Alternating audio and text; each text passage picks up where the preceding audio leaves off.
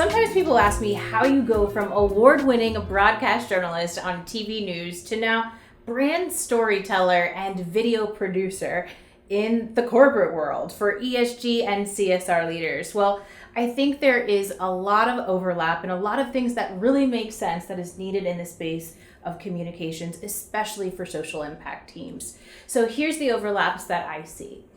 I think first and foremost, one of the things that really set me apart as a journalist and also really has helped me in my role today is the ability to distill complex information into clear, bite-sized pieces of information that truly anyone can understand, but especially someone at, let's say, a 5th grade level. I think that is really important for trying to get your point across. I had to do this day in and day out in local TV news with little to no information or context or time to gather the information in order to present it in a way that was clear, concise, and digestible for my audience. And that is the same exact thing I do today when we're telling stories for social impact teams, except we just have a little bit more time. The second thing that is an obvious overlap is that we are always keeping the audience top of mind as journalists and have to continue to do that, whether in communications or marketing, no matter what type of storytelling we're doing. Your audience wants to know why you're communicating what you're communicating and what's in it for them. So we always have to think about that, and also think about what you want your audience to do as a result of seeing this story. And that way that helps guide us and drive us towards how we present the information so that they'll be inspired to either learn more, advocate more, or take action.